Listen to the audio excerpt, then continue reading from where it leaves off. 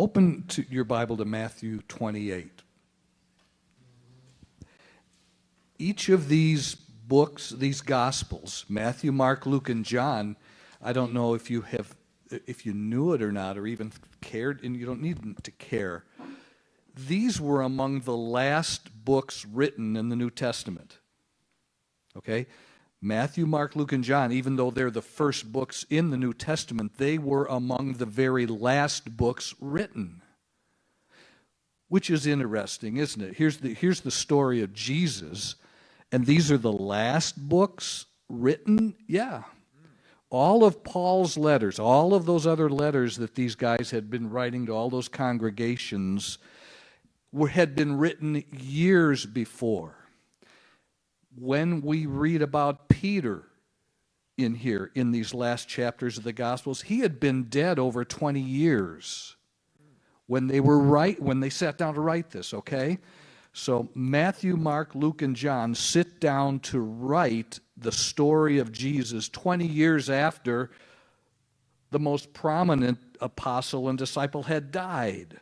So we just need to kind of know that what we're dealing with here is human storytelling and the beauty of the people who were there recalling what happened 40 years before it was actually written down. So we're hearing stories here. Now, as we read in Matthew, Mark, Luke, and John, they're going to be a little bit detailed, different details given about what happened. How many angels were there at the tomb?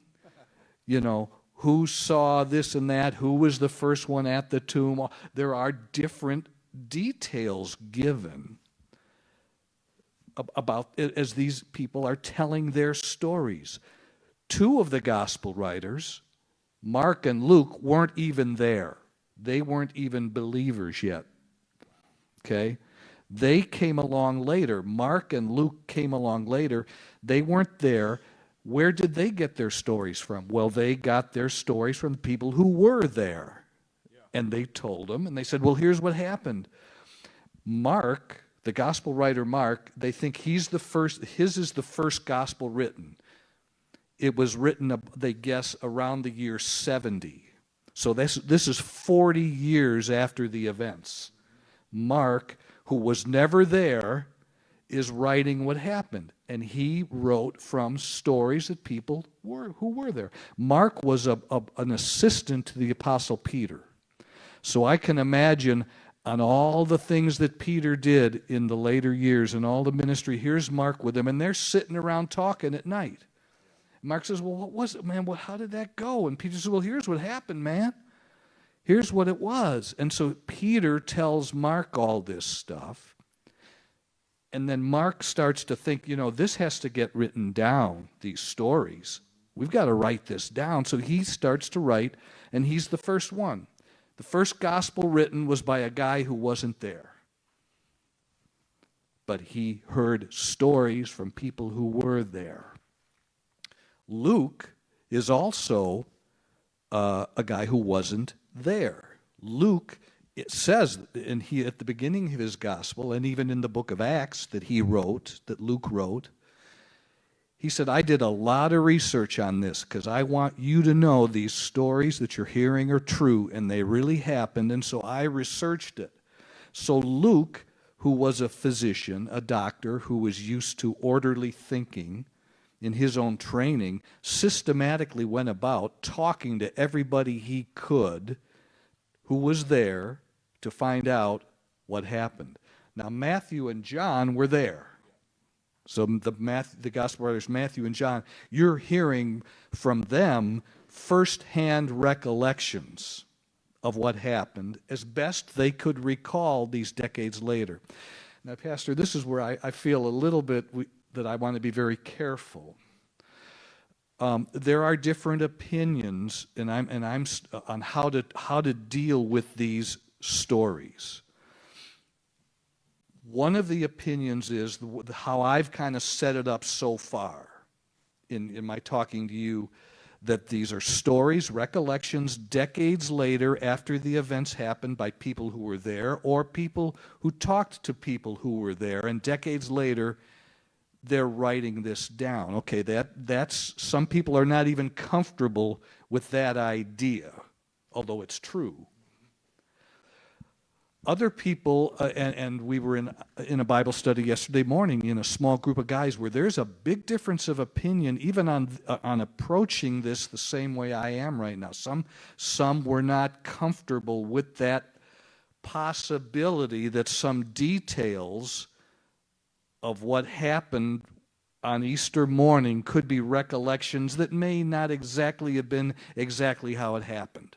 That's what I'm implying by how I'm saying they told stories decades later according to their memory. Some people are not comfortable with that, and for those who are not comfortable with that, there is plenty of support, and I'll even forward to you an article in the 1700s, a theologian who put together a very extensive argument how there are not discrepancies in the Bible stories, that these things could have happened just the way they did. And he goes into a very thorough description of how all of that could have happened.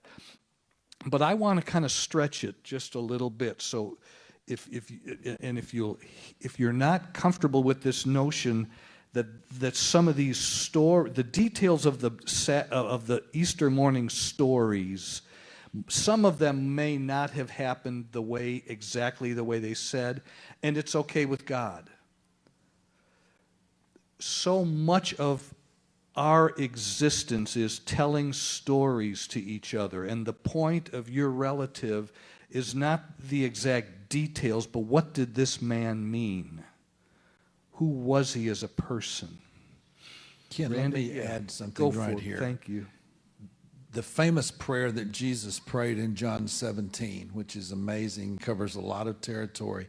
One of the things he said, I think knowing prophetically that Mark and Luke were not even in the circle at that time. Here's what he said in verse 20. I do not pray for these alone, but also for those who will believe in me through their word, that they all may be one as you, Father, are one in me and I in you, that they may also be one in us, and that the world may believe that you sent me. In other words, Jesus is saying, some heard me directly say it. They were there when I said it. But Jesus said, there's other people that are going to hear of me through your word, like Mark and Luke. Mm-hmm. And I pray that they also, but what if Mark and Luke had not believed? What a deficit, what a hole would be in the scriptures, right? So while this might be news for you that, all those people were not, no, they were not all there. Half of the writers heard the story from someone else, okay? So that's okay. Just think about this. How important is your witness to others who have not seen but yet believe?